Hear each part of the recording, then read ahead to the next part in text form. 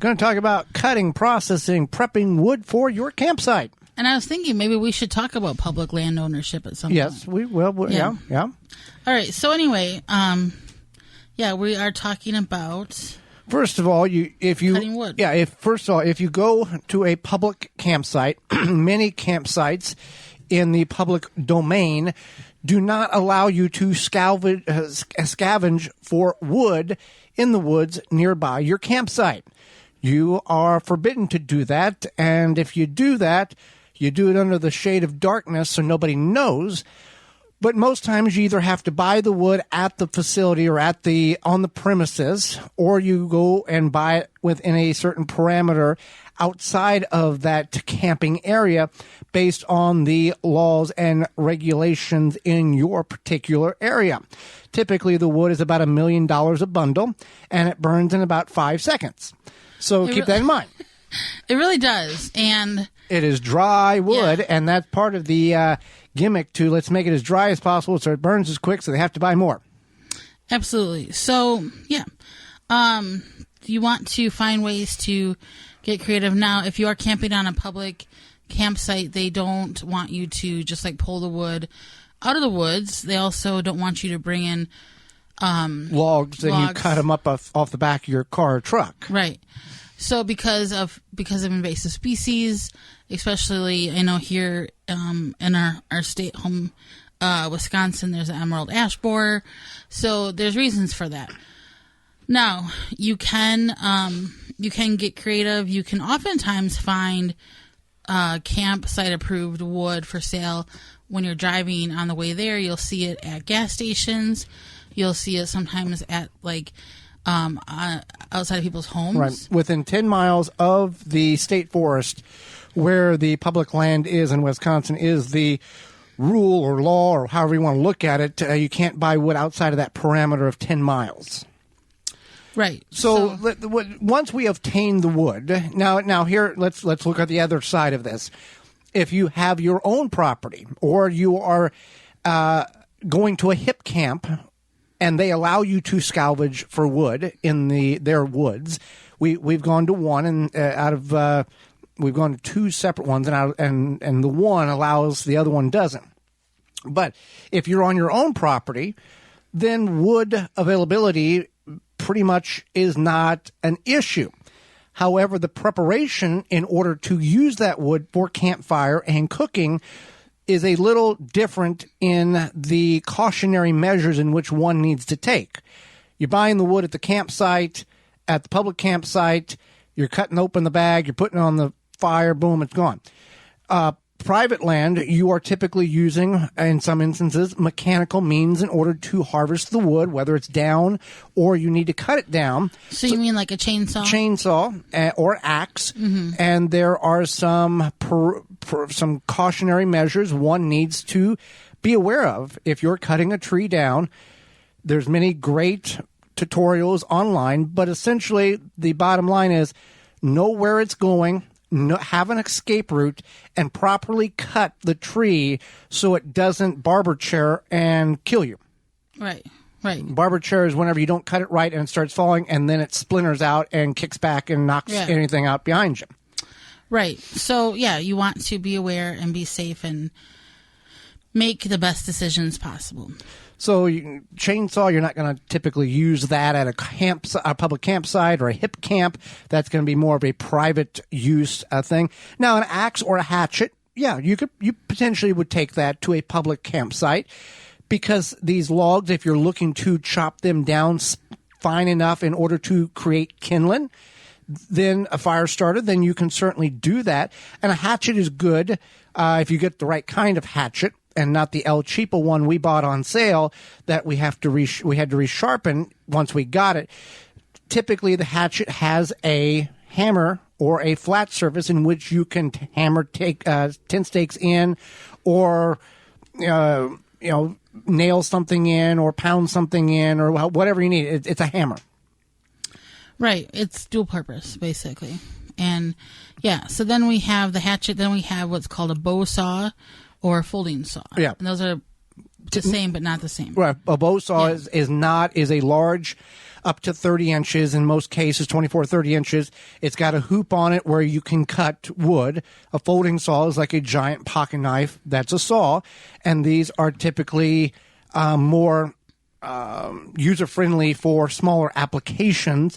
If you're cutting down a small tree, limbing, if you're creating a trail on your property, these are tools that would be better, that you don't have to lug a chainsaw around if you're just trying to trim or limb up trees in that instance. So, and knowing the type of wood, you can, like we talked about, the wood in which you buy is dry as can be and is very flammable because that's what that's how they make it and that's what they want. If you are harvesting your own wood, fresh wood or green wood, live tree wood, it does burn, but it takes a lot of accelerants and time in order to ignite that green, pulpy wood, sapwood. Unless you find an elbow log. Well, that had been there for a while. Tell the story. All right. So Joey and I were camping at this hip camp, and somewhere by the woods, you found this log that looked, to me, it looked like an elbow. It had kind of like an L shape, but not quite an L shape, and it was very large. 2 foot long, and it had a 45-degree angle in it, and it was about 8 inches in diameter. Yeah, it was a big piece of lumber there, and I called it the elbow log, and we finally put on the fire, and it kind of just burned overnight. Yeah, it took about 24 hours to really burn all the way through. But with that instant, it's going to take a while to, you want to get aged wood or seasoned wood. What that means is seasoned wood is it's cut down today. Does that mean somebody put some spices on it? No, it's cut down today and it's let aged for a whole season or a whole year. Mm-hmm. Some people will split the wood in order to get it to dry out quicker. When you are looking for trees to cut down, you're not looking to cut down the biggest, livest tree you can. You're looking to cut down trees that have already died either recently or some time ago, because that wood is going to be already seasoned or dry to some magnitude where you can use it relatively quickly. And another helpful tip for those whom are camping or residing on their land for weekend recreational use, if you're intending to use that land over the course of as long as you can until the snow says you can't, even during the summer, the spring, the summer, the fall, take a little time each weekend or whenever you're there, set a time apart, and only work on wood preparation. Cut so much wood, split so much wood, stack so much wood. So when that cold time comes, you're not outside the tent or the cabin cutting wood because it's cold and you didn't have the wood prepped. Now on the farm, we would have stacks of wood that had been seasoned, and then we would just take the tractor and load it up and then back it in the shed and then cut it there. We obviously didn't prep everything, but it was all within a very close proximity to the house that we needed it. Right. So one thing I want to talk about is the difference between an axe and a hatchet. Okay. So a hatchet is smaller. It's like handheld. 24-inch handle. Yeah. Maybe 30 at the best. Right. And then a axe is longer, and that's what... Okay, so what I'm trying to ask here is... Yes. Can you split wood with both? You can split wood with both. An axe will, with a longer handle, a 48 or 60-inch handle, with a large 5 to 8 pound head on it, will penetrate through the wood much easier than a hatchet that is 1 to 3 pounds and only a 20 to 30-inch handle. The centrifugal force and the weight is going to crack the wood much easier. Also depends on the wood too. Pine splits a lot easier than ash or elm or oak, which are all very hard woods. Maple is a very soft wood. So it also depends on what type of wood you're cutting and how many knots and how dry it is. The drier the wood, the easier it is to cut or split. Right. Yep. Okay. And when you look at the top of a piece of wood that's cut, like sawed, let's say it's 12 inches in length, you want to look at where the natural cracks are, and that's where you want to start splitting, because it's going to be more probable to split along those cracks than just to go, okay, I'm just going to hit in the middle and see what happens. That makes sense. Yeah, you definitely want to do that. And I had a thought, but I lost it. But I am very excited for us to get an axe and for me to split some wood. Cut some wood. Yeah. You do want to be cautious that you are aware of how you hit the top of the wood that you're splitting. Because if it shears off one way or another, that axe head is going to go, and you need to be careful of where the ricochet is going to happen. Like your shins? Like your shins. Yeah. I've never had that happen, but you need to be aware of how things can potentially, when you split the wood's typically going to go right and left, and you want a very strong stump to cut on. So it's not like tippy? And it's not tippy, right. Yeah. Even if you have to get a larger stump and kind of dig it slightly into the ground to firm it in, to have a foundation to where you're not going to hit it and then it's going to wobble, and then you got to fight two pieces of wood whenever you're splitting. Yeah, that would be not fun. Yeah. So we're kind of going back and forth from public land to your own land, but a lot of it is applicable, and you just need to be aware of safety first. And we talked about this a couple of shows ago.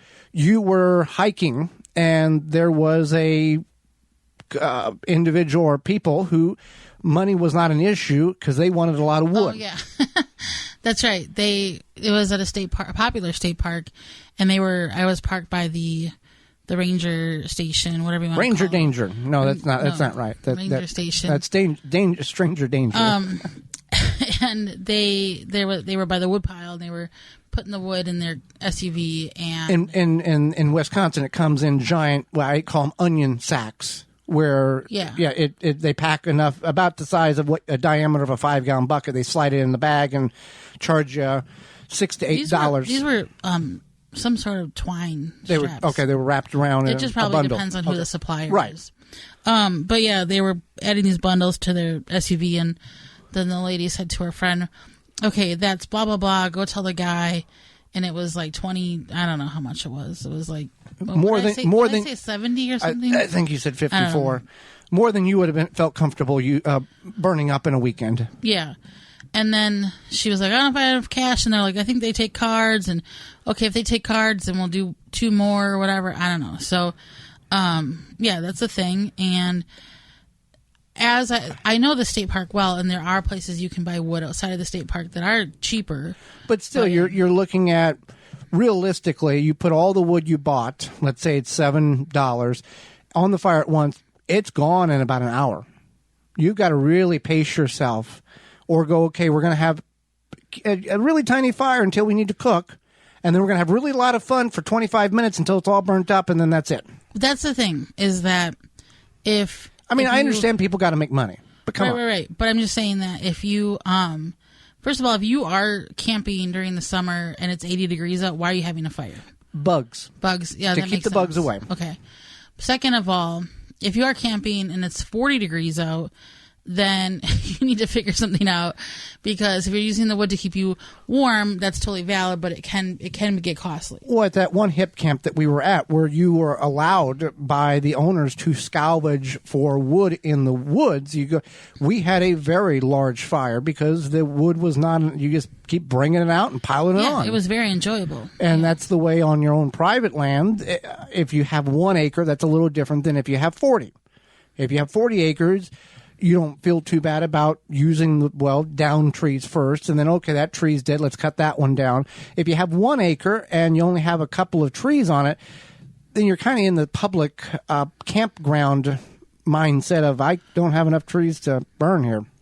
Yeah. And that's the thing, is that you have to consider these things when you're camping, whether it be on a state or county or whatever ran campsite, or if it's a private campsite or your own land.